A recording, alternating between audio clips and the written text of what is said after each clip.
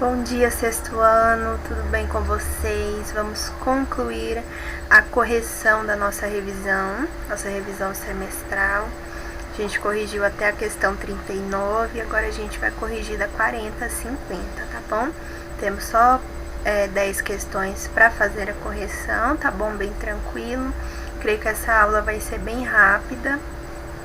E eu reforço aqui com vocês que essa é a última semana de revisão. A partir da semana que vem a gente começa com as avaliações, tá bom? Então, essa semana é a semana de vocês participarem do plantão, vocês buscarem sanar todas as dúvidas de vocês e também mostrarem as atividades, tá bom?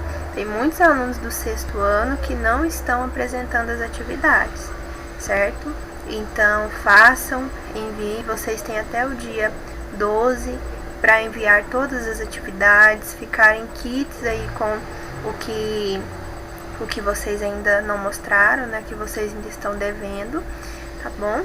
A prova vai valer 3 pontos e as atividades junto com a lista de revisão vai valer 7 pontos, tá bom? Bem, vamos continuar então aqui com a correção.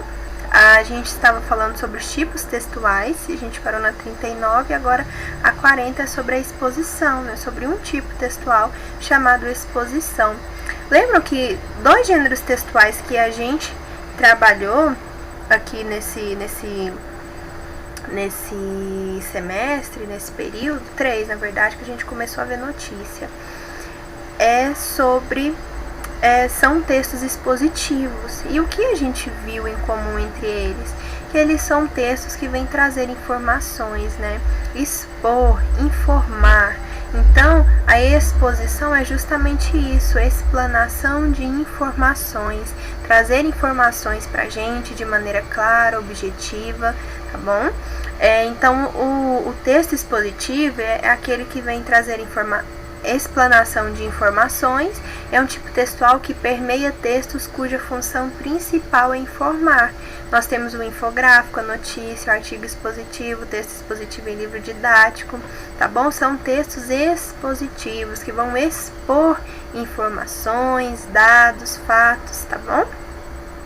Bem tranquilo. E por último, a gente tem a argumentação, que é outro tipo textual. A argumentação é aquela que vem para convencer o leitor, né? Quando a gente vai escrever um texto argumentativo, a gente vai mostrar o nosso ponto de vista e vai utilizar argumentos para convencer o leitor de que aquilo que eu estou falando é correto, ou enfim, eu vou defender aquele ponto de vista, certo?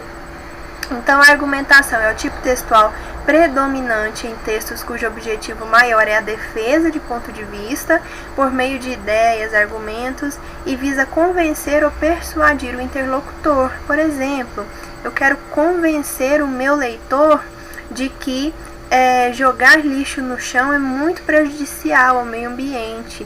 Então, eu vou utilizar ali argumentos, vou mostrar que ao jogar o lixo no chão, ele é descartado de maneira incorreta, ele pode entupir as bocas de lobo na rua, isso quando chover vai causar alagamento, enfim, eu vou construir aí argumentos, tentar convencer o meu leitor de que não se deve jogar lixo no chão, entendem? Então, eu faço isso através da argumentação. O tipo argumentativo, ele vem trazer aí a defesa de ponto de vista, certo? A tentativa de convencer o leitor de que aquilo que defender o meu ponto de vista e convencer o leitor daquilo, ok?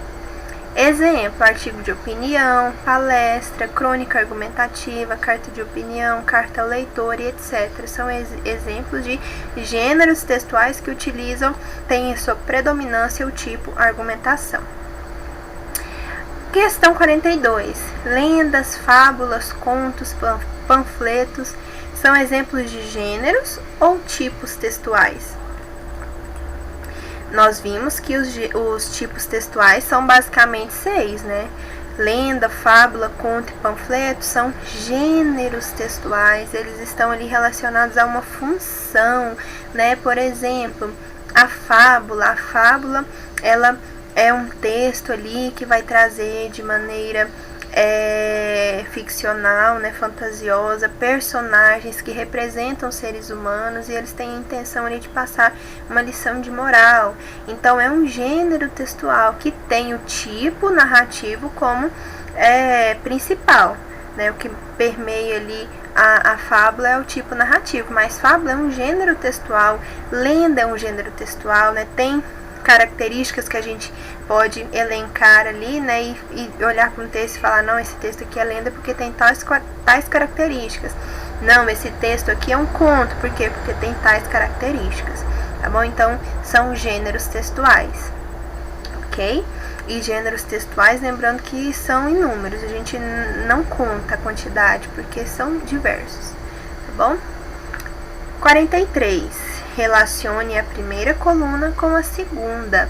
Discurso direto e indireto. O que é discurso direto? Discurso direto é quando o escritor, né, o narrador, enfim, ele coloca ali a fala do personagem exatamente como o personagem falou, por meio de travessão, por meio de aspas, certo?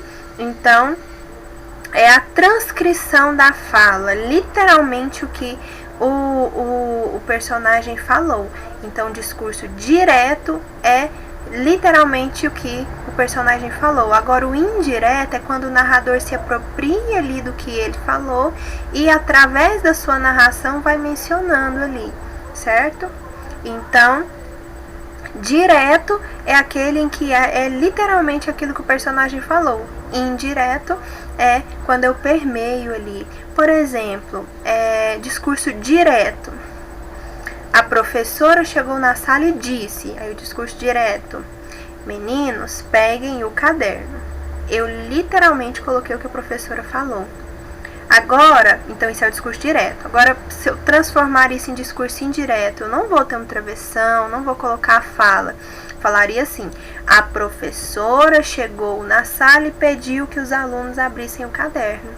Perceberam que eu contei o que a professora falou, eu narrei o que a professora falou, eu não coloquei o discurso ali propriamente em si. Então, o discurso direto eu coloco ali literalmente o que o personagem falou, indireto não, tá ali permeado na minha narração, tá bom? Então, a primeira opção, narrador se apropria da fala do personagem e a reproduz de maneira indireta, discurso indireto. 2, né? E 1 é a segunda opção, o narrador transcreve a fala do personagem diretamente como se ele próprio estivesse falando. É iniciado geralmente com travessão. Discurso direto, 44. Sobre a classificação dos substantivos, marque a alternativa correta. Nós já vimos todas as classificações do substantivo, né, bem no início da nossa lista de revisão. Vimos o que são substantivos, né, são as palavras que nomeiam seres, tudo aquilo que existe. E temos diversas classificações, comum, próprio, abstrato, concreto, simples, composto, primitivo, derivado e coletivo, certo? Então, agora vamos observar essas alternativas e ver qual alternativa é a correta a respeito dessa classificação dos substantivos. A. Os substantivos podem se classificar em simples e compostos. Simples são aqueles que não se originaram de outros, já os compostos são aqueles que se originaram do simples. Não, né? A gente sabe que tem o primitivo, que é aquele que não se origina de nenhum, e o derivado, que é o que se origina do primitivo. Então, não é simples e composto ali, tá bom? Então, aquilo ali tá trocado. Na verdade, são os primitivos que não se originam de outros e os derivados que se originam dos primitivos, tá bom? Então, a A está incorreta. B. Substantivo primitivo é aquele que indica o conjunto de seres ou objetos? Não. Substantivo coletivo que vai indicar aí o conjunto de seres e objetos, tá bom? Então, também está incorreta. C. Os substantivos abstratos são aqueles que possuem existência dependente, por exemplo, Cadeira, lápis, pedra e sol. Bem, o conceito aí está correto. O substantivo abstrato é aquele que possui existência dependente, tá certo, mas os exemplos aí, ó, não. Cadeira, lápis, pedra e sol são nomes de substantivos concretos, eles não dependem de nada para existir, tá bom? Eles têm existência própria, independente. Então está incorreto por conta dos exemplos. D. Substantivos próprios são os nomes que se aplicam a um substantivo em particular. São grafados com letra inicial maiúscula. Essa está correta, está inteiramente correta. Os substantivos próprios são aqueles que designam seres em individual, por isso são iniciados com letra maiúscula. Meu nome é um substantivo próprio, seu nome é um substantivo próprio, o nome da sua mãe, da sua avó, do seu pai, nome da escola, nome da nossa cidade, são substantivos próprios, certo? Porque se aplicam a um substantivo, a um nome em particular, tá bom? Então, letra D é a correta. Vamos ver por que a E está incorreta? Porta, quadro, chuva, dente, Luciana e celular são exemplos de substantivos concretos. Está certo ou está errado? Vamos lá. A letra E também está certa. A única questão aí que a gente não vai considerar, o porquê aí dela não estar marcada como correta, é a questão do Luciana ser um substantivo próprio, tá bom? Luciana aí é um substantivo próprio, só porque os substantivos próprios também são concretos, tá bom? Então, a gente vai marcar a letra E também, tá bom? Porque está correto. Inicialmente ela não seria, mas a gente vai marcar também, ok? Então, são as alternativas corretas. Deixa eu até consertar aqui. Então, D e E estão corretos. 45. Quais são as classificações das palavras quanto ao número de sílabas? Nós vimos lá as classificações das palavras, né? Nós temos uma classificação que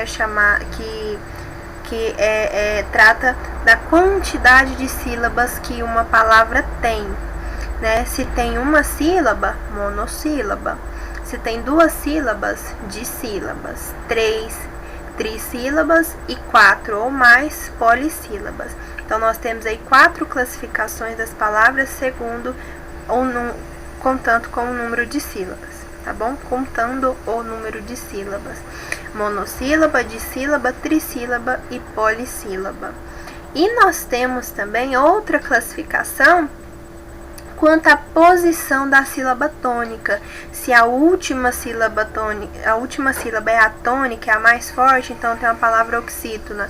Se a penúltima é paroxítona, se a antepenúltima, que é a mais forte, proparoxítona.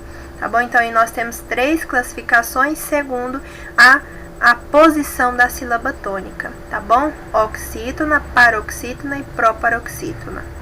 Então, nós temos esses 2 tipos de classificação das palavras, segundo, tomando em relação às sílabas, tanto a quantidade quanto a posição da sílaba tônica, tá bom?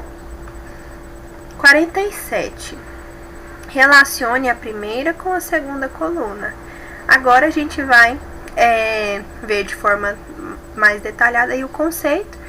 Novamente, né? A gente já viu, vamos ver de novo. Monossílaba é o quê? Palavra formada por uma sílaba só, que é a segunda opção aqui, ó, são palavras formadas por uma sílaba. 1. Dissílaba são formadas por 2 sílabas, é a última aqui, ó, então a última é 2. Trissílaba são as palavras formadas por 3 sílabas, trissílabas, 3 sílabas, e por último, polissílabas, 4 ou mais sílabas. Então, a sequência é 3, 1, 4, 2. 48. Relacione a primeira com a segunda coluna. Oxítonas, paroxítonas e proparoxítonas. Quando a sílaba tônica é a penúltima, paroxítona. 2. Quando a sílaba tônica é a antepenúltima, temos proparoxítona. 3. E quando a sílaba tônica é a última, oxítona. Primeira opção, ok? Agora, leia o texto a seguir e responda as questões que seguem. Vamos fazer a leitura. O texto é o Saci Pererê, ok? O Saci é um menino travesso de cor negra que possui apenas uma perna, usa uma carapuça ou gorro vermelho na cabeça e fica o tempo todo fumando cachimbo. Costuma correr atrás dos animais para afugentá-los, gosta de montar em cavalos e dar nó em suas crinas. O Saci Pererê pode também aparecer e desaparecer misteriosamente, é muito irrequieto e não para um instante sequer, pois fica pulando de um lado para outro e toda vez que apronta as suas travessuras, ele dá risadas alegres e agudas e gosta de assobiar, principalmente quando não existem as noites de luar. Ao Saci Pererê são atribuídas as coisas que dão errado. Ele entra nas casas e apaga o fogo, faz queimar as comidas das panelas, seca a água das vasilhas, dá muito trabalho às pessoas escondendo os objetos que dificilmente serão encontrados novamente. Seu principal divertimento é atrapalhar as pessoas para se perderem. Dizem que ele veio do meio de um redemoinho e para espantá-lo as pessoas atiram uma faca no redemoinho ou então o chamam pelo seu nome. Embora pertença ao folclore da região Sudeste e Sul, ele também foi introduzido ao folclore do Norte por ser uma figura muito popular nesta região do país. Questão 49. O texto lido se encaixa em qual gênero textual? Explique. Bem, nós sabemos que o Saci Pererê é um personagem folclórico, né? E qual é o gênero textual que a gente viu que reflete o folclore de um local? A lenda. Então, nós temos aí a lenda do Saci Pererê, certo? A partir da crença, né, do imaginário ali, da criatividade de um determinado povo, a gente tem a lenda do Saci Pererê, né, que é um menino de uma perna só, travesso, que faz muita arte, que anda aí num redemoinho. Então, o texto é uma lenda, é um texto que fala sobre um ser folclórico, refletindo a identidade cultural de um povo, suas crenças e costumes. E por último, nós temos aí a última questão da nossa lista. Observe as imagens a seguir e explique o que são e para que servem esses elementos. Nessa imagem aqui a gente tem um monte de balão de fala. Para que eles servem? Eles servem para indicar a fala dos personagens em alguns textos, né? O discurso direto, né? A gente sempre encontra neles ali o que o personagem falou literalmente. As tirinhas, as histórias em quadrinhos, as charges, né? Nós temos os balões, tá bom? Então são balões de fala, servem para indicar a fala dos personagens em textos como tirinhas, histórias em quadrinhos e charges. Bem, pessoal, a gente terminou agora aqui a correção da lista de revisão. Vou enviar para vocês o gabarito, tá bom? Toda a lista de revisão corrigida. Importantíssimo que vocês assistam às aulas de correção, tá bom? Porque nas aulas a gente fala de forma mais explicativa, de forma mais detalhada sobre cada questão, tá bom? Se vocês estiverem com dúvidas, se vocês tiverem algo aí ainda não muito bem esclarecido, vocês entrem em contato com a gente, porque semana que vem começaremos com as provas, tá bom? Então é isso, pessoal. Bons estudos para vocês, tá bom? Se preparem e vai dar tudo certo. Vocês fiquem calmos, tranquilos, estudem que vai dar tudo certo, tá bom? Façam a parte de vocês, foquem nessa atividade, nessa revisão, pesquisem, busquem toda informação que vocês acharem que será útil para vocês compreenderem bem todos os conteúdos, tá bom? E então, A gente faz a nossa prova nas próximas semanas, de acordo com o calendário, e vai ficar tudo bem. E aí, mais pra frente, é só férias, né? Aí nós teremos, enfim, férias e vamos descansar um pouco. Mas até lá, ainda precisa de muito esforço, tá bom? Eu estou à disposição de vocês, se vocês tiverem dúvidas, se vocês estiverem devendo atividades, tá bom? Entre em contato comigo pelo WhatsApp, tá bom? Nós temos lá os horários dos plantões de dúvidas, que todos os professores naquele determinado dia vai estar disponível para te atender, tá bom? Então é isso, tchauzinho, bons estudos, boa prova para vocês e a gente vai se falando. Tchau, tchau.